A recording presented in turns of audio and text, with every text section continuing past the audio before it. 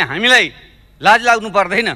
हामीले पनि त लकडाउनको बेलामा हामीले सदन हाम्रो बन्द गरेर हामी बस्यौँ। हामीले चाहिँ पुरै तलब भत्ता हामी खाने, तर श्रमिकले चाहिँ नपाउने। अनि हामीले आफूलाई चाहिँ कम्युनिस्ट समाजवादी लोकतन्त्रवादी भन्न मिल्छ? यही हो लोकतन्त्र।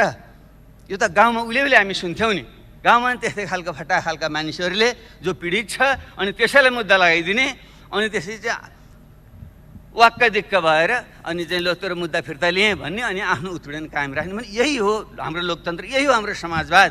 कुर्सीमा बसेर सत्ताको प्रयोग गरेर महान भइँदैन। त्यसैले नैतिक आचरण ठुलो हुन्छ। यस निम्ति मेरो सम्मानीय प्रधानमन्त्रीसँग आग्रह छ, तपाईँ जुन उचाइमा पुग्नु भएको छ त्यही रहनुहोस् र तपाईँले अनावश्यक ढङ्गले यस्ता प्रकारका गतिमा संलग्न हुँदा तपाईँले आफैमाथि पनि अन्याय भएको छ। तपाईँ रोगले जीर्ण भएको शरीरलाई तपाईँले चाहिँ आराम दिनुपर्छ र यो लोकतन्त्रलाई बचाएर तपाईँ आफ्नै एउटा छविलाई पनि बचाएर अगाडि बढ्नको निम्ति तपाईँले राजीनामा दिनु नै उपयुक्त हुन्छ। त्यो नै एउटा उचित निकास हुन्छ र त्यसले नै समाजलाई देशलाई अगाडि बढाउन सक्छ र तपाईँको उचाइ पनि कायम रहन्छ, लोकतन्त्र सुनिश्चित हुन्छ र देशले नयाँ दिशा पक्रिन सक्छ। शिक्षा मन्त्रीले खुलेको भोलिपल्टै परीक्षा हुन्छ भनेर आतङ्कित जस्तो बनाइराख्नु भएको छ। के परीक्षा लिने बिचरा, उनीहरू आफै मनोरोगले चाहिँ ग्रसित हुने खतरा उनीहरूलाई भइसक्यो। त्यसैले म त सुझाव दिन चाहन्छु, यीको जुन परीक्षा छ त्यो लिन आवश्यकतै छैन।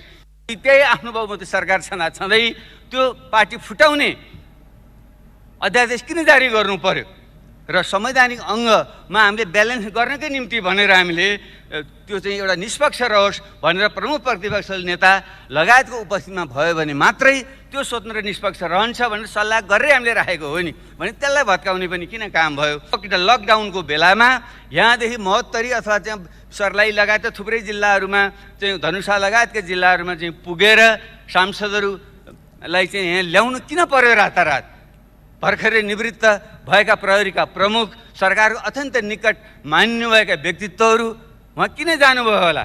यो देशमा धेरै 38जना प्रधानमन्त्री भइसके, कसो सम्झना गर्छ मान्छेले? बिपी कोइराला 1-जनाको मान्छेले सम्झना गर्छ, अरू धेरैको त नाम पनि आउँदैन। म पनि प्रधानमन्त्री भइ टोपलेको मान्छे, मलाई थाहा छैन कति बेलासम्म मान्छेले सम्झन्छन्।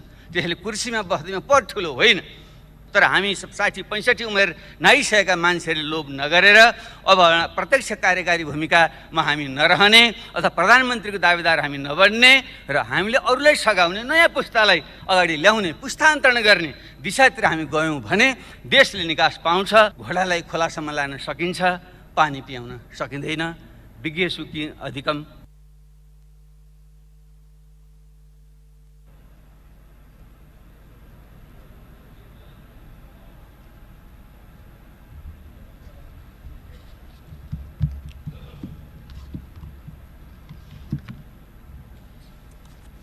सम्मानीय सभामुख महोदय, हाम्रो जीवनकालकै र सम्भवतः मानव जातिको उत्पत्ति पछि पृथ्वीको यति ठुलो भूभागमा एकैसाथ प्रभाव पार्ने कोरोना महाव्याधिको प्रकोपबाट ज्यान गुमाउनुभएका विश्वभरिका 2,70,000 भन्दा बढी मानिसहरू र तीमध्ये विदेशमा हुने 80 भन्दा बढी नेपालीहरू सबैप्रति म हार्दिक श्रद्धाञ्जली व्यक्त गर्न चाहन्छु र यो महाव्याधिको क्रममा अग्रपङ्क्तिमा रहेर आफ्नो भूमिका निर्वाह गर्नुहुने स्वास्थ्यकर्मीहरू, सुरक्षाकर्मीहरू, सञ्चारकर्मीहरू, सफाईकर्मीहरू र खाद्यान्न लगायतका अत्यावश्यक वस्तु आपूर्ति गर्न अहोरात खट्ने सम्पूर्ण व्यक्तिहरूप्रति म हार्दिक सम्मान व्यक्त गर्न चाहन्छु, धन्यवाद भन्न चाहन्छु र यो नेपालमा पनि 45 दिनभन्दा बढी समयसम्म धैर्यतापूर्वक लकडाउन पालना गर्नुहुने सम्पूर्ण आदरणीय जनसमुदायहरूप्रति म सम्मान व्यक्त गर्न चाहन्छु। सम्मानीय सभामुख महोदय, यति बेला हामी अत्यन्त संवेदनशील क्षणमा छौँ। मानव जातिको अथवा कुनै पनि प्राणीको निम्ति आफ्नो प्राणभन्दा प्यारो चिज केही पनि हुँदैन। त्यसैले यो महामारीबाट हामीले आफ्नो जीवनको रक्षा कसरी गर्ने भन्ने प्रश्न नै यति बेला सबभन्दा महत्त्वपूर्ण प्रश्न हो। संयोगले भनौँ अथवा वातावरणीय अथवा परिस्थितिजन्य कारणले भन्यौँ अहिलेसम्म हामीले नेपालमा त्यति धेरै ज्यान गुमाउनु परिरहेको अवस्था छैन। फेरि पनि यो कोरोनाबारे अझै वैज्ञानिक निष्कर्ष ननिस्किसकेको अवस्थामा यो कहिलेसम्म रहन्छ, यसले कति क्षति गर्छ भन्ने कुनै ठोस निष्कर्ष छैन। कतिपय विज्ञहरूका भनाइअनुसार यो केही तल झरे जस्तो हुन्छ र फेरि यो माथि आउँछ र फेरि झर्छ। यो क्रमले चाहिँ झन्डै 1.5-2 वर्ष पनि जान सक्छ भनिँदैछ। र नेपालकै सन्दर्भमा भन्यो भने अहिले हामीसँग थोरै मात्रै सङ्क्रमितको सङ्ख्या देखिए पनि परीक्षणको सङ्ख्या हाम्रो अत्यन्त नगण्य छ। जबकि विश्वका थुप्रै देशहरूमा प्रति 10 लाख 30, 40, 50 हजारसम्मको परीक्षण गरिएको छ भने हिजोको तथ्याङ्कसम्म नेपालमा चाहिँ हामीले प्रति 10 लाख जम्मा 534 जनाको PCR विधिबाट परीक्षण गरेका छौँ, किनकि त्यो नै बढी भरपर्दो मानिएको छ। सुदूरपश्चिम प्रदेश जहाँ 1 लाखभन्दा बढी विदेशमा श्रम गरे नेपालीहरू आएको तथ्याङ्क छ, त्यहाँ आज मात्रै समाचार आएको छ त्यो परीक्षण किटको अभावमा त्यही पनि त्यो रोकिएको छ। त्यसैले हामी ढुक्क भएर बस्न सक्ने अवस्था छैन। कतिपय विज्ञहरूले भनेका छन् हामीले ठिक ढङ्गले परीक्षण गर्न नसकेको कारणले गर्दा यो सङ्क्रमितहरूको सङ्ख्या लुकेको पनि हुनसक्छ। त्यसो भएको हुनाले हामीले प्रोक्सी टेस्टको तरिकाले पनि हामीले अनुमान गर्नुपर्छ। अर्थात् प्रति महिना सम्बन्धित क्षेत्रमा मृत्युदर के थियो अथवा नेपालमा के थियो भन्नेको आधारमा पनि यो बिचमा बढ्यो कि घट्यो भन्ने तरिकाले पनि त्यसलाई पत्ता लगाउन अथवा अनुमान गर्न सकिँदो रहेछ। उदाहरणको निम्ति हालसालै इरान र टर्कीमा थोरै सङ्ख्या देखियो, उनीहरू ढुक्क भएर बसे, तर पछि वारवार ती थाहै नपाइकन धेरै मान्छेहरूको त्यहाँ मृत्यु भयो। पछि बुझ्दा तिनीहरू कोरोनाबाट तिनीहरूको मृत्यु भएको रहेछ। त्यसैले अरू तरिकाबाट पनि हामीले गर्नुपर्दछ र सरकार ढुक्क भएर बस्नु चाहिँ हुँदैन। तपाईँ हामी कोही पनि ढुक्क भएर बस्नु हुँदैन। र दुःखको कुरा यो गत मङ्सिरदेखि यो आउँदैछ भन्ने हामीले थाहा हुँदै पनि हाम्रो तयारी कति कमजोर रहेछ त्यो हामी सबैले देख्यौँ। अहिले यति बेला आरोप प्रत्यारोप गर्नु शोभनीय हुँदैन, त्यो चाहना पनि छैन। तर यथार्थ तथ्यबारे चाहिँ हामी फेरि अवगत हुनैपर्छ। हामीले आफैले ढाँटेर बस्यौँ भने फेरि ठुलो क्षति हुने खतरा पनि रहन्छ। हामीले जुन सामान्य स्वास्थ्यका उपकरणहरू, सुरक्षा उपकरणहरू, अस्पताल लगायतको व्यवस्थापन जुन ढङ्गले हामीले गर्नुपर्थ्यो त्यो पुगेको रहेनछ भन्ने त हामीले देख्यौँ। त्यसैले त्यतापट्टि हामी गम्भीर बन्नै पर्छ।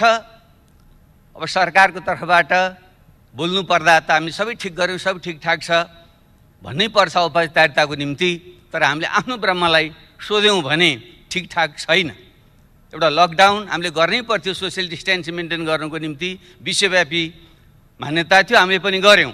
तर हामी कसरी गरिरहेका छौँ, किनकि हामीसँग खुला सिमाना छ, 60 लाखभन्दा बढी नेपालीहरू विदेशमा छन्। त्यसो भएको हुनाले अरूले जे गर्छन् हामीले पनि त्यही गर्नुपर्ने हाम्रो बाध्यता छ। एउटा लकडाउन हामीले गरेका छौँ। अर्को हामीले हाम्रो सरकारले गरेको छ, हाम्रा विदेशका नागरिकहरूलाई भित्र नआऊ भने तिनलाई रोकेको छ, त्यो काम गरेको छ। त्योदेखि बाहेक अरू त्यति सन्तोषजनक ढङ्गले चित्त बुझाउने ठाउँ छैन। यसबारे चाहिँ सरकारको ध्यान पुग्नेछ भन्ने म विश्वास दिलाउन चाहन्छु। अब केही धेरै विस्तारमा नगइकन म अलिकति यही विषयमा कहाँ मात्रै ध्यान आकर्षण गर्न चाहन्छु भने एउटा हामी गम्भीर बन्नै पर्ने विषय, हाम्रा जुन विदेशमा श्रम गर्न बाध्यतावश श्रम गर्न गएका नागरिकहरूको ठुलो सङ्ख्या छ, उनीहरूको अत्यन्त विचल्लीको अवस्था छ। म सोसियल मिडियामा पनि सक्रिय हुन्छु। त्यसै गर्दा मलाई रातिसम्म कहिले माल्टाबाट फोन आउँछ, कहिले मध्य अमेरिकाबाट फोन आउँछ, कहिले मलेसियाबाट फोन आउँछ, कहिले भारतको गुजरात र गोवाहरूबाट फोन आउँछ। हामी अल्पत्र पऱ्यौँ। त्यहाँको सरकारले भन्छ तिमीहरू जाऊ, जस्तै गोवाको सरकारले अस्ति मात्रै सूचना जारी गरेर तिमीहरू हिँड यहाँबाट, हामी रेल ल्याउँछौँ, त्यहाँ बसेर तिमीहरूको सिमानासँग पुर्याइदिन्छौँ भनेको छ। तर हाम्रो सरकारले त्यसबारे चाहिँ ठोस निर्णय गर्न सकेको छैन। मैले त्यसलाई सेयर पनि गरेको थिएँ, सरकारले पक्कै पनि थाहा छ यो विषयमा। तर उनीहरू अहिले पनि अल्पत्र परेर बसेका छन्। आज मात्रै एउटा भिडियो भाइरल भएको छ, तपाईँहरू सबैले हेर्नुभएको होला। एकजना डाक्टरले सेयर गर्नुभएको भिडियोलाई मैले ट्विटरमा पनि सेयर गरेको थिएँ। त्यो सुनौँ, सबैले सुनौँ, हेरौँ एकचोटि। त्यसबाट पनि हाम्रो आत्मा पग्लिएन, आँखाबाट आँसु आएनन् भने हामीले आफैलाई सोध्नुपर्छ, हामी मानव हौँ कि होइनौँ। एउटा नेपालीले हात जोडेर भनिराखेको छ, कहाँ जाउँ, म जाने ठाउँ छैन, बस्न देऊ भनिराखेको छ। उसलाई त्यहाँ हप्काइएको छ, हामीले बोलेर आएको हो, तिमी आफै आऊ, हामीले कसरी पाल्न सक्छौ, जान्छौ जाऊ भनिराखेको छ। ऊ बिचरा हात जोड्यो भने चाहिँ म कहाँ जाने ठाउँै छैन। यस्तो नेपालीहरूको यस्तो अवस्थामा हामीले सब ठिकठाक छ भनेर भन्न मिल्छ? यो यथार्थ हो। यो त्यसैले ती 60 लाखभन्दा बढी विदेशमा रहने नेपालीहरू मध्ये अनुमान गरिँदैछ 1/4 त पक्कै पनि उनीहरू विस्थापित हुन्छन्, किन मध्य पूर्वमा ठुलो त्यहाँ पनि महामारीको समस्या छ, त्यस बाहेकै आर्थिक मन्दी छ, तेलको भाउ गिरेको छ। त्यो कारणले गर्दा रोजगारी गुमेर 15-20 लाख नेपाली यो वर्षभित्र नेपाल फर्कनेवाला छन् र प्रत्येक वर्ष थपिने 5 लाख नेपाली युवाहरूको बेरोजगारी त्यहाँ थपिँदा तिनको व्यवस्था हामीले ठिक गर्न सकेनौँ भने के हुन्छ? त्यतापट्टि अहिले नै ध्यान दियोस् भन्ने म आग्रह गर्न चाहन्छु। तिमीहरू नआऊ भनेर सुख पाइँदैन। हाम्रो संविधानले भनेको छ कोही पनि नेपालीलाई देश निकाला गरिने छैन। यो त देश निकाला गरे जस्तो, नआऊ भन्नु त्यही हो नि। हाम्रो संविधानको धारा 45 त्यही भन्छ, उताबाट जाऊ भनेको छ, हामी नआऊ भनेका छौँ। त्यो हाम्रो आफ्नै अनागरिक बनाउने हामीले। त्यसले यो विषयमा गम्भीरतापूर्वक ध्यान दियोस् र जो बेरोजगार बनेर हाम्रो युवाहरू यहाँ आउँदैछन् तिनीहरूको व्यवस्था के गर्ने हो भन्ने विषयमा रातो दिन हामी लाग्नुपर्ने आवश्यकता छ, त्यतापट्टि ध्यान दियोस्। र यो बिचमा केही अरू पनि गम्भीर प्रकृतिका कमजोरीहरू भए। जो ज्याला मजदुरी गरेर खाने मानिसहरू थिए, जो अस्थायी मजदुरी गर्ने मानिसहरू थिए, तिनीहरूको सङ्ख्या भनिन्छ हाम्रो करिब 72 लाख त्यस्ता श्रमिकहरू मध्ये 60% अस्थायी प्रकृतिका श्रमिकहरू छन्। अर्थात् 40-50 लाख त्यस्ता अस्थायी प्रकृतिका श्रमिकहरू जो गाउँबाट विस्थापित भएर सहर पसे र हामीले कुनै व्यवस्था नगर्दाखेरि उनीहरू रुँदै रुँदै, गर्भवती महिलाहरू कुन बेहाल अवस्थामा रुँदै उनीहरू गाउँ फर्के तपाईँ हामी सबैले देखेका छौँ। अनि के त्यतापट्टि हाम्रो कर्तव्य बन्दैन? सरकारको कर्तव्य बन्दैन? हामीले त्यसबारे के गर्यौँ? तिनीहरूलाई सम्बन्धित ठाउँमै व्यवस्था गर्न सक्नु पर्थ्यो। नसके तिनीहरूलाई स्थानीय तहसँग सम्बन्ध गरेर हामीले व्यवस्थापन गरेर पठाइदिनु पर्थ्यो। हामीले त्यो देखेँ, ठुलो हामीले हेरेर बस्यौँ। यहाँ विपन्न नागरिकहरू, अपाङ्गता भएका मानिसहरू, वृद्धहरू, अशक्तहरू, उनीहरूको निम्ति जुन हामीले सुरक्षा भत्ताको सामाजिक सुरक्षाको व्यवस्था गर्नु पर्थ्यो, गर्न सकेका थिएनौँ। तर यही बेलामा यति बेला हामीले गर्न सक्नु पर्थ्यो। कमसेकम हामी स्थानीय तह छ र अहिले स्कुल कलेजहरू बन्द छन्, शिक्षकहरू छुट्टीमा बसेका छन्। त्यसलाई मात्रै परिचालन गरेर सबै राजनीतिक दलहरू सर्वदलीय एउटा संयन्त्र बनाएर प्रत्येक टोलमा खटाउने हो भने अहिलेको सञ्चारको युगमा पैदलै हिँडेर जानु पनि पर्दैन, ठाउँमा पुग्नु पनि पर्दैन। हामीले तिनको यथार्थ तथ्याङ्क अभिलेखन गर्न सक्थ्यौँ र तिनीहरूलाई बैङ्क खाता खोलेर बैङ्क मार्फत ती प्रत्येक त्यस्ता विपन्न र अशक्त मानिसहरूको निम्ति घर घरमा हामीले मुद्रा ट्रान्सफर गर्न सक्थ्यौँ, पैसा पठाउन हामीले सक्थ्यौँ। त्यतापट्टि पनि हाम्रो ध्यान गएको छैन र यो समस्या सहजै हल हुनेवाला छैन। अर्कोतिर हामीले देखिरहेका छौँ जुन साना मध्यम व्यवसायहरू हुन्, खास गरी पर्यटन लगायतका क्षेत्रहरू उनीहरू बन्द छन्। श्रमिकहरूले ज्याला पाएका छैनन्। त्यो कसले दिने हो भन्ने विषयमा अलमल छ। उनीहरू हामी दिन सक्दैनौँ भनेका छन् र सरकारले खासै तिमीहरू आफै देऊ भनेको छ। अनि यसको हामीले छिटो व्यवस्था गऱ्यौँ भने के हुन्छ? अरू थुप्रै जुन स्थायी श्रमिकहरू हुन् ती पनि भोकमै मर्नुपर्ने अवस्था छ र ती हाम्रा साना उद्यमहरू जसले 80% देशभित्रको रोजगारी दिन्छन् र निर्यातयोग्य वस्तुहरू तयार गर्छन्, ती बन्द भयो भने भएको यतिको अर्थतन्त्र पनि झन् चौपट भएर जाने अवस्था छ। तिनलाई राहतको प्याकेज खालि अमूर्त ढङ्गले भनिएको छ, तर ठोस प्रकारको राहतको प्याकेज जो मौद्रिक र वित्तीय प्रकरणहरूको उपयोग गरेर तिनीहरूलाई पुँजी अनुदान दिने अथवा ब्याज र करहरूको छुट दिने लगायतले जुन व्यवस्था गर्न सक्नु पर्थ्यो, जो श्रमिकहरूको ज्याला हो तिनको सके धनी देशमा त सबै सरकारले तिर्दिएको, जस्तै जर्मनीमा जो फ्याक्ट्रीहरू बन्द भएका छन् ती श्रमिकहरूलाई सरकारले जम्मै ज्याला तिरेको छ। ल हामीले त्यो सक्दैन थियौँ भने पनि त्यहाँ उद्यमी व्यवसायीहरूसँग तिमीहरूले 50% तिमीहरू तिर 50% सरकारले दिन्छ भनेर पनि त उनको पेट पाल्नु पर्थ्यो। तपाईँ हामीलाई लाज लाग्नु पर्दैन। हामीले पनि त लकडाउनको बेलामा हामीले सदन हाम्रो बन्द गरेर हामी बस्यौँ, तपाईँहरूले चाहिँ पुरै तलब भत्ता हामी खाने तर श्रमिकले चाहिँ नपाउने।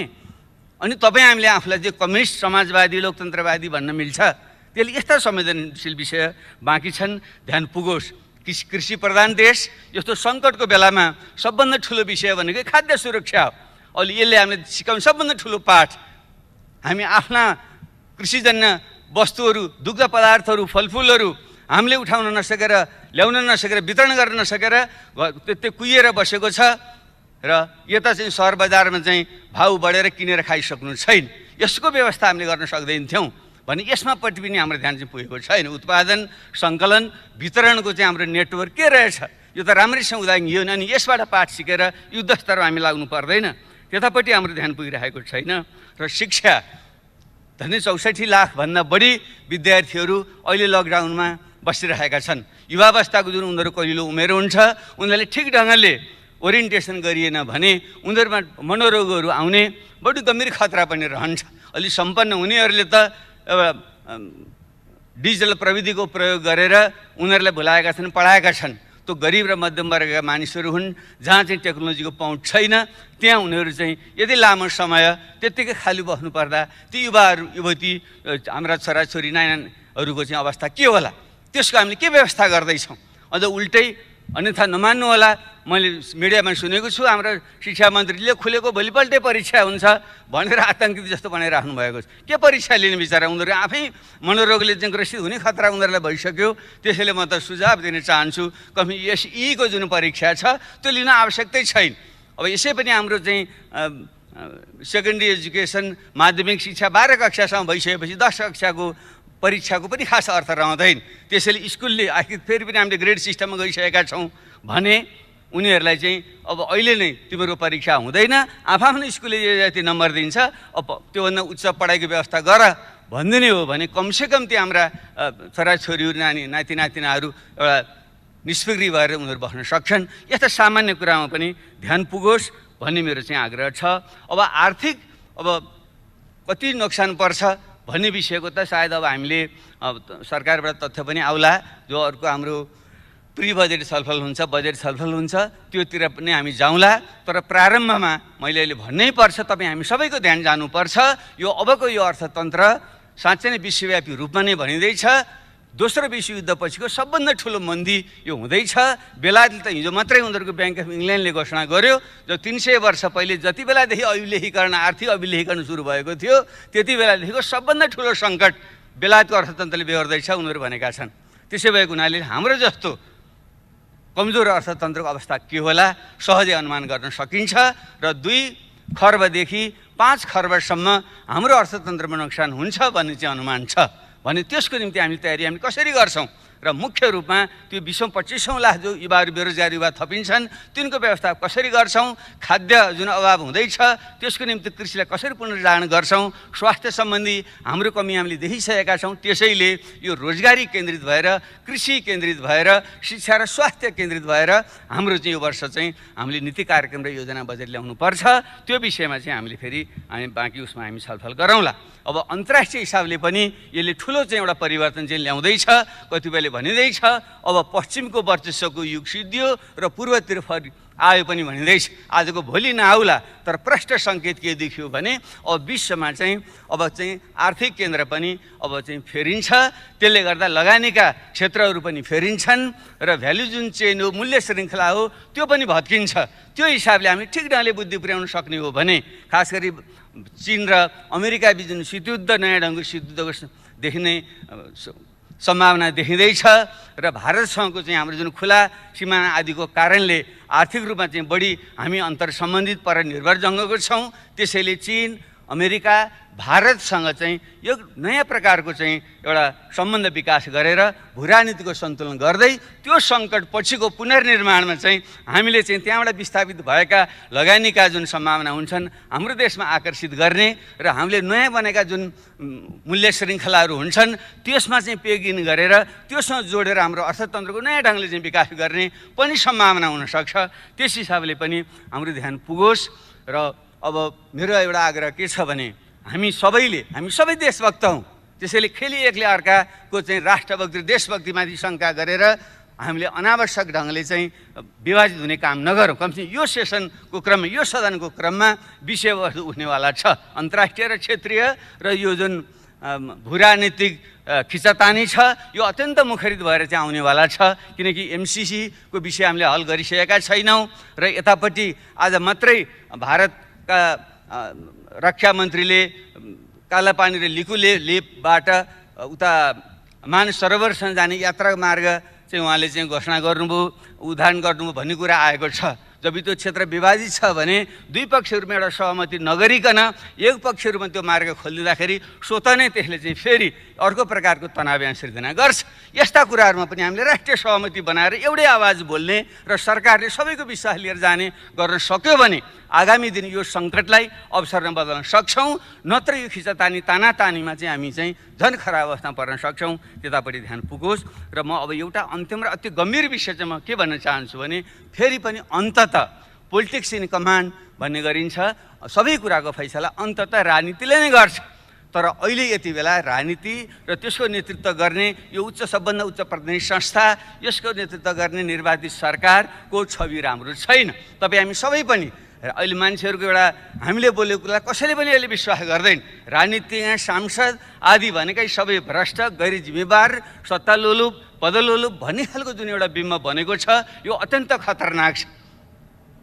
हामी कति सत्य कति असत्य हामी आफैले ममा भनौँ, तर आम जनतामा यो पर्सेप्सन परिसकेपछि राजनीति पनि प्रति नै मान्छेको चाहिँ एउटा अविश्वास र आशंका वितृष्णा फैलियो भने त्यसले ठुलो खतरा ल्याउन सक्छ। र तपाईँ हामीले लडेर ल्याएको जुन सङ्घीय लोकतान्त्रिक गणतन्त्र छ त्यो नै खतरामा परेर प्रतिगमनतिर जाने खतरा पनि हुन्छ।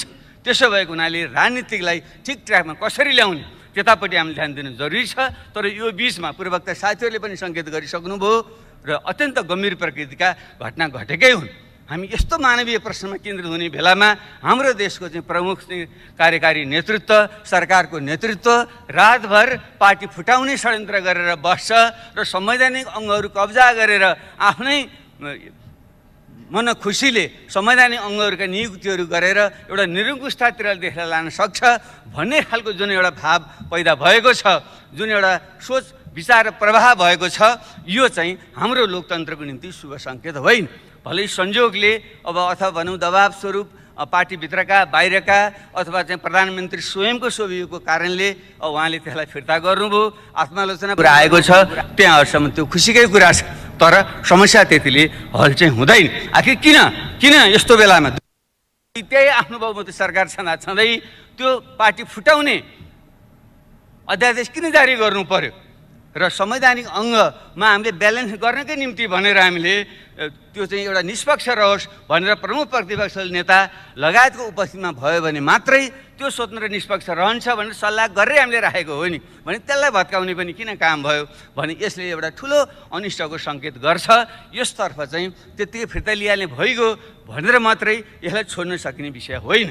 जबकि यदि अध्यादेश मार्फतै ऐन कानुन सम्बन्धन गर्नु थियो भने त अरू ठुला मुद्दा थिएनन्। शान्ति प्रक्रियाको त्यति ठुलो भाग टिआरसी र बेपत्ता आयोग जस्ता महत्त्वपूर्ण विषय अझै टुङ्गिया छैनन्। भर्खरै भन्नु अब पनि बल्ल त्यसबारे सहमति र विधेयक आउँछ कि भन्ने कुरा भइरहेको छ। 13 वर्ष भइसक्यो, 6 महिनाभित्र हल गर्ने भनेको कुरालाई हामीले हल गर्न नसक्ने, त्यसमा सहमति गरेर अध्यादेश ल्याउन सकिँदैन थियो। म त त्यो अपेक्षा गरिरहेको थिएँ। टिआरसी र बेपत्ता आयोगलाई छिटो सम्पन्न गर्ने पुरा गर्ने ढङ्गले आइदिएको भए हामी सबैले चाहिँ त्यसलाई स्वागत गर्थ्यौँ। त्यसरी नै संवैधानिक आयोगलाई अझै जुन हाम्रो चाहिँ अङ्गहरू कमजोर भएका छन् तिनलाई बलियो बनाउनुको निम्ति अझ जनलोकपालै ल्याउँ भन्ने गरेर चाहिँ एउटा देश ल्याउनु खोजेको भए हामी सबैले समर्थन गर्थ्यौँ। अनि यो देशका मधेसी, थारू, आदिवासी जनजाति लगायतले यो संहिता पहिचानमा आधारित भएन, सही अर्थको यो संहिता भएन, एउटा प्रशासनिक संहिता भयो भन्ने जुन आवाज उठाइरहेका छन् र शासकीय स्वरूपबारे हामी सबैले यो अपूर्ण छ, निर्वाचन प्रणाली अपूर्ण छ, महिलाहरूबाट नागरिकता दिने अधिकार अपूर्ण छ भनिरहेका छौँ भने त्यसलाई संशोधन गर्नको निम्ति ल्याइदिएको भए के हुन्थ्यो? हामी सबैले 100% हाम्रो सहमतिबाट जान सक्थ्यौँ। त्यसैले यसरी जुन एउटा उल्टो दिशातिर जुन राजनीति प्रभाव हुन खोजेको छ यो अत्यन्त गम्भीर छ र यसलाई विशेष ढङ्गले ध्यान दियोस् भन्ने म आग्रह गर्न चाहन्छु। अब यसैमा अझै पार्टी फुटाउने विधेयक बेठिक त छँदै थियो र एउटा पार्टीलाई फुटाउनको निम्ति ल्याइयो भनेर प्रधानमन्त्री स्वयंले आफ्नो पार्टीको बैठकमा भन्नुभयो भन्ने जुन अखबारमा आएको छ त्यो बन्यो भने ठुलो नैतिक प्रश्न भएन, ठुलो नैतिक प्रश्न भयो नि। एउटा देशको प्रधानमन्त्री सबैको अभिभावक हो, यो लोकतन्त्रको रक्षक हो नि, प्रमुख रक्षक। यदि उसैले अर्को पार्टी फुटाउनलाई मैले यो अध्यक्षलाई भन्नुभएको हो भने त गम्भीर प्रश्न हो नि, त्यहाँदेखि यो नैतिकताको विषय भन्दैन। र पछि जो सांसदको कुरा आयो, ल ठिक छ कति स्वेच्छाले आउनुभयो होला, कतिजनाले बेलै पाटो, तर एउटा कमन सेन्सले पनि भन्छ नि लकडाउनको बेलामा यहाँदेखि महोत्तरी अथवा त्यहाँ सर्लाही लगायत थुप्रै जिल्लाहरूमा चाहिँ धनुषा लगायतका जिल्लाहरूमा चाहिँ पुगेर सांसदहरूलाई चाहिँ यहाँ ल्याउनु किन पर्यो? रातारात भर्खरै निवृत्त भएका प्रहरीका प्रमुख, सरकारको अत्यन्त निकट मान्नुभएका व्यक्तित्वहरू उहाँ किन जानुभयो होला? न उहाँको कुनै नातागोता छ, न कुनै बिहाबारी छ, न मर्नु पर्नु छ, त्यो किन जानुभयो होला? उहाँलाई राति किन ल्याउनु भयो होला? यो कमन सेन्स कुरा होइन।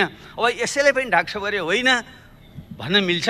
ल त्यसैले हामीले भन्यौँ यो बदलाको भावनाले भने होइन, तर कानुनी प्रक्रियाबाट यसलाई हल होस्, लोकतन्त्र रक्षा होस्, विधिको शासन होस् भनेर हामी म आफै स्वयं पूर्व प्रधानमन्त्री धेरै साथीले पनि तपाईँ किन यस्तो हल्का भएको, किन गएको त्यो प्रहरीमा मुद्दा लिनु भनिरहनु भएको साथीहरूले, किन म सुरक्षाको निम्तिमा गइरहेको थिएँ, साथीहरू डराइरहनु भएको थियो।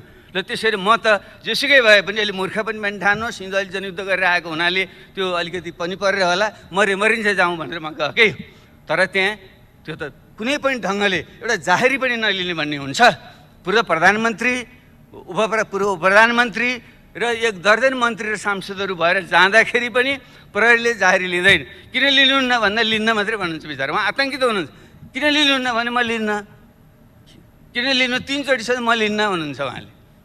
अनि के गर्नु पर्यो त भने त्यो त ऐनमै लेखाएको छ नि, त्यहाँ यसपछि हामीले नलिएपछि कहाँ जानुपर्ने त्यहीँ जानुहोस् अरे भने यसरी चाहिँ आतङ्कित बनाएर संस्थाहरू सबै भत्काएर अनि देश बन्छ, लोकतन्त्र बलियो बन्छ। अब योभन्दा अझ गम्भीर कुरा के भयो भने अनि त्यसपछि के गर्ने? उल्टे हामीमाथि नै जो पीडित छ तिनीमाथि नै मुद्दा लगाइदिने र अनि विभिन्न ढङ्गले परोक्ष प्रत्यक्ष ढङ्गले पहल गर्ने। अब फच्चे गरौँ, तपाईँले फिर्ता लिनुहोस्, म पनि तपाईँ विरुद्ध फिर्ता लिन्छु। यही हो लोकतन्त्र। यो त गाउँमा उहिले हामी सुन्थ्यौँ नि, गाउँमा त्यस्तै खालको फटा खालका मानिसहरूले जो पीडित छ अनि त्यसैलाई मुद्दा लगाइदिने अनि त्यसपछि चाहिँ वाक्क दिक्क भएर अनि चाहिँ लो तेरो मुद्दा फिर्ता लिएँ भन्ने अनि आफ्नो उत्पीडन कायम राख्ने भने यही हो हाम्रो लोकतन्त्र, यही हो हाम्रो समाजवाद। त्यसैले सम्माननीय सभा महोदय, विषय अत्यन्त गम्भीर छ। म यसमा फेरि बढी म यो तिक्तता नहोस् भन्ने पनि म चाहन्छु, किनकि हामी सबै यो व्यवस्था फेल हुँदा हामी सबै फेल हुन्छौँ, लोकतन्त्र खतम हुँदा हामी सबै खतम हुन्छौँ र हाम्रो जीवनभरिको जुन यत्रो त्याग र बलिदान छ त्यो खेर जान्छ। त्यसैले हामीले आरोप प्रत्यारोप भन्दा पनि आत्मसमीक्षा गरौँ। म सम्माननीय प्रधानमन्त्रीज्यूलाई आग्रह गर्न चाहन्छु, उहाँले यदि साँच्चै नै आत्मनिरीक्षण र आत्मालोचनाको प्रक्रिया सुरु गर्नुभएको हो भने उहाँले यो गम्भीर जुन गल्ती कमजोरी र एकहदसम्म उहाँको समलता अथवा उहाँको निकटताको संलग्नतामा गम्भीर लोकतन्त्र विरोधी गतिविधि चाहिँ हरकत भएको छ, कानुन विरोधी गतिविधि भएको छ, त्यसको चाहिँ एउटा तार्किक निष्कर्षमा पुर्याउनै पर्छ र त्यसलाई कुनै पनि प्रकारले संरक्षण चाहिँ दिनु चाहिँ हुँदैन र कानुनी तरिकाले त हारजित गर्न पनि सकिन्छ। आश र त्रास देखाएर संस्थाहरूलाई प्रभावमा पारेर यताको कुरा उता पनि पार्न सकिन्छ, तर राजनीतिमा नैतिकता भन्ने कुरो धेरै ठुलो कुरो हुन्छ। त्यसले सामान्य प्रधानमन्त्रीज्यूको जुन खालको उचाइ उहाँले प्राप्त गर्नुभएको छ उहाँसँग मेरो चाहिँ विनम्र आग्रह छ, हामीले सत्तामा कति समय बस्यौँ भन्ने आधारमा मान्छेले मूल्याङ्कन गर्दैन। यो देशमा धेरै 38 जना प्रधानमन्त्री भइसके कसो सम्झना गर्छ मान्छेले? बिपी कोइराला 1 जनाको मान्छेले सम्झना गर्छ, अरू धेरैको त नाम पनि आउँदैन। म पनि प्रधानमन्त्री भइटो बोलेको मान्छे, मलाई थाहा छैन कति बेलासम्म मान्छेले सम्झन्छन्। त्यसैले कुर्सीमा बस्दैमा पद ठुलो होइन, मान्छेले के सत्कर्म गर्यो त्यसको आधार महात्मा गान्धी कहिले कुर्सीमा बसेनन् उनलाई सम्झन्छन् मान्छेहरूले, जयप्रकाश नारायण कहिले बसेनन् उनलाई सम्झन्छन् मान्छेले। हाम्रै देशमा अब इतिहासमा गौतम बुद्ध युवराज थिए, गद्दीमा बसेर रजाइ गर्न सक्थे, छोडेर गए, गद्दी छोडेर गए, उनी महान भए। तर उनका बाउको नाम सोध्यौँ भने उनका बाउ राजा थिए, उनको नाम कसैले पनि सम्झँदैन। त्यसैले कुर्सीमा बसेर सत्ताको प्रयोग गरेर महान भइँदैन। त्यसैले नैतिक आचरण ठुलो हुन्छ। यस निम्ति मेरो सम्मानीय प्रधानमन्त्रीसँग आग्रह छ, तपाईँ जुन उचाइमा पुग्नु भएको छ त्यहीँ रहनुहोस् र तपाईँले अनावश्यक ढङ्गले यस्ता प्रकारका गतिमा संलग्न हुँदा तपाईँले आफैमाथि पनि अन्याय भएको छ। तपाईँ रोगले जीर्ण भएको शरीरलाई तपाईँले चाहिँ आराम दिनुपर्छ र यो लोकतन्त्रलाई बचाएर तपाईँ आफ्नै एउटा छविलाई अगाडि बढ्नको निम्ति तपाईँले राजीनामा दिनु नै उपयुक्त हुन्छ।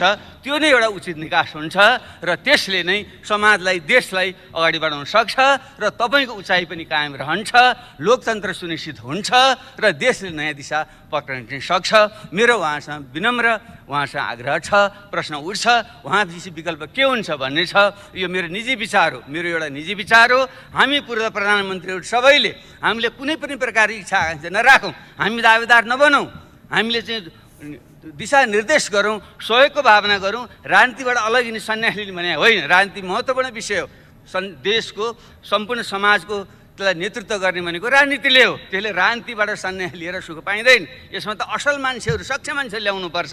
तर हामी 60-65 उमेर नाइसकेका मान्छेहरूले लोभ नगरेर अब प्रत्यक्ष कार्यकारी भूमिकामा हामी नरहने अथवा प्रधानमन्त्रीको दावेदार हामी नबन्ने र हामीले अरूलाई सघाउने, नयाँ पुस्तालाई अगाडि ल्याउने, पुस्तान्तरण गर्ने दिशातिर हामी गयौँ भने देशले निकास पाउँछ, राजनीतिक निकास पाउँछ, लोकतन्त्र सुनिश्चित हुन्छ। मलाई यही बाटो नै उपयुक्त लाग्छ र यस सन्दर्भमा पूर्ववक्ता साईले थोरै सङ्केत गर्नुभयो। अब हामीले हिमाल, पहाड, तराई, मधेसलाई जोडेर देशको राष्ट्रिय एकता सुदृढ गर्दै देशलाई सुशासन समृद्धिको दिशामा लिएर जाने एक हौँ भन्ने जुन उहाँले कुरा राख्नुभएको थियो, त्यसैले बिपी कोइराला, पुष्पलाल, रामराजा प्रसाद सिंह उहाँहरूको जुन हामीले सम्मान गर्छौँ, उहाँ कुनै ठुला पदमा धेरै समय बसेर होइन। बिपी पनि जम्मा 18 महिना बस्नुभयो, पुष्पलाल कहिले पनि सत्तामा बस्नु भएन, रामराजा प्रसाद सिंह पनि त्यो एकचोटि राष्ट्रिय पञ्चायतमा स्नातकबाट निर्वाचित हुने बाहेक उहाँ पनि कहिले पनि सत्तामा चाहिँ कहिले पनि रहनु भएन। तैपनि हामीले सम्मान गर्छौँ। त्यसो भएको हुनाले उहाँको स्पिरिटलाई हामीले कदर गर्दै काङ्ग्रेस, कम्युनिस्ट, समाजवादी र पहिचानवादी सब शक्तिहरूको बिचमा एउटा राष्ट्रिय मिलनलाप कायम गर्नको निम्ति नयाँ ढङ्गले अगाडि बढौँ र त्यसै क्रममा नै अहिले हामीले जनता समाजवादी पार्टी निर्माण हामीले गरेका छौँ। यो एउटा राम्रो लोकतान्त्रिक स्पेस तयार होस् भन्ने चाहिँ हाम्रो चाहिँ आग्रह छ। हाम्रो कुनै पनि अवस्थामा तपाईँहरूसँग यो सरकारी गिरोस् र फेरि हामीले चाहिँ चाहे थापेर सरकारमा जाउँ भन्ने हाम्रो कुनै पनि हाम्रो मनसाय छैन, हुन सक्दैन। र तपाईँहरूले नेतृत्व परिवर्तन गरेर ठिक ढङ्गले चाहिँ आफ्नै पार्टीका असल मान्छेलाई अगाडि बढाउनुहोस्। 5 वर्षलाई चाहिँ तपाईँहरूले चाहिँ जनताले जनादेश दिएका छन्। हाम्रो त्यहाँ कुनै पनि खालको दाबी हाम्रो चाहिँ हुँदैन। तर एउटा राष्ट्रिय मेलमिलाप, महत्त्वपूर्ण राष्ट्रिय मुद्दामा चाहिँ मेलमिलाप कायम गरेर अगाडि जाउँ। त्यसको निम्ति हामीले जुन रेशम चौधरी एउटा थारूहट आन्दोलनका एउटा बिम्ब प्रतीक हुनुहुन्छ, उहाँलाई जेलमा राख्नु उपयुक्त छैन। हिजो झापा आन्दोलनको क्रममा हाम्रै प्रधानमन्त्रीजी 14 वर्ष बस्नुभयो, माओवादी जनयुद्धको क्रममा थुप्रै मान्छेहरू बस्नुभयो र काङ्ग्रेसका साथीहरू थुप्रै बखत जेलमा पनि बस्नुभयो। तर राजनीतिक मुद्दा भएको कारणले अन्ततः हामीले ती मुद्दाहरू हामीले खारेज गरेका थियौँ, फिर्ता लिएका थियौँ। त्यसले रेशम चौधरीको मुद्दा पनि त्यो थारूहट आन्दोलनको, थारू विद्रोहको क्रममा भएको घटना हो, दुःखदायी घटना हो, धेरै मान्छेको ज्यान राम्रो होइन। त्यसलाई हामीले फिर्ता लियौँ भने ठुलो एउटा थारू समुदाय जोडिन पुग्छ। त्यसरी नेत्र विक्रम चन्दको समूह जो माओवादी आन्दोलनकै एउटा चाहिँ रेडिकल विङ त्यो थियो र अगाडि जुन बढेको छ, भलै त्यो बाटो ठिक छैन, त्यो सफल पनि हुँदैन। तर उनीहरू पनि यो कोरोनाको यस्तो अस्तव्यस्त भएको बेलामा उनीहरूलाई पनि आउने एउटा निकास चाहिँ दिँदा राम्रै हुन्छ। त्यसैले उनलाई पनि एउटा जनरल एमनेस्टी क्षमादान दिएर उनीहरूलाई पनि खुला गरिँदा हुन्छ। भर्खर अस्ति मात्रै सुने अनिल बिरै, हामी सबैले चिन्छौँ, राम्रो चाहिँ साहित्य र कलाकार खट्ने मान्छे हुन्। उनी घाइते थियो, उपचार गराउँदै थिए चितवनमा, उनलाई चाहिँ गिरफ्तार गरेर राखियो भने मैले सुने। यस्तो प्रकारको गतिविधि गरेर राम्रो चाहिँ हुँदैन। खास गरी हाम्रो पूर्व माओवादी साथीहरू नै अहिले चाहिँ सत्तामा हुनुहुन्छ, गृहमन्त्री हुनुहुन्छ, उहाँलाई व्यक्तिगत रूपमा पनि चिन्नुहुन्छ। त्यसैले त्यो एउटा माहौल बनाउँदा उपयुक्त हुन्छ र त्यसरी सानातिना मुद्दा लाएर सांसदहरूलाई पनि फसाइदिने र चाहिँ यो निलम्बनमा राख्ने जुन प्रवृत्ति छ त्यो पनि उपयुक्त भएन। कि त कि त छिटो मुद्दा चलाएर फैसला गरिदिनु पर्यो। कुनै ठाउँबाट सांसद निर्वाचित भएर आएको छ, विविध कारणले चाहिँ मुद्दा चाहिँ दायर हुन्छ, मुद्दा दायर हुने बित्तिकै चाहिँ सांसद चाहिँ निलम्बन भएपछि अनि त्यो क्षेत्रको प्रतिनिधित्व के हुन्छ अरू विषयमा जान्दिनँ। अब हरिनारायण रौनियार अहिले हाम्रो समाजवादी पार्टीकै तर्फबाट सांसद हुनुहुन्थ्यो, भलै चाहिँ अहिले उहाँको कन्स्ट्रक्सन कम्पनीको चाहिँ छवि त्यति राम्रो चाहिँ छैन र त्यसबारे हामीले उहाँलाई कुनै पनि ढाकछोप गर्नु पनि छैन। तर निलम्बन गर्ने तर 1.5 वर्ष भइसक्यो, त्यो प्रक्रिया अगाडि पनि बढ्दैन, तर त्यो क्षेत्र त प्रतिबिम्बित भयो नि।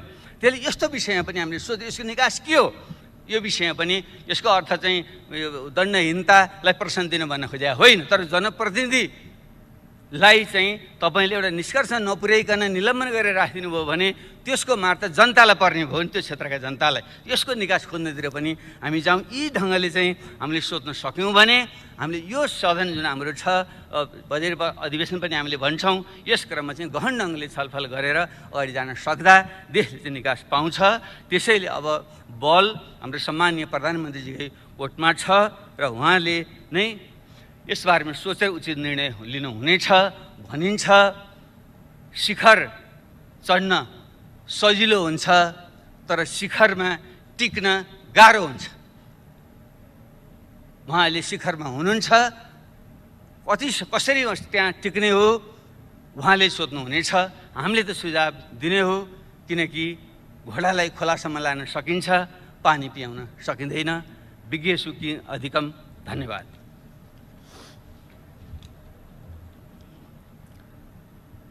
पनि बचाएर अगाडि बढ्नको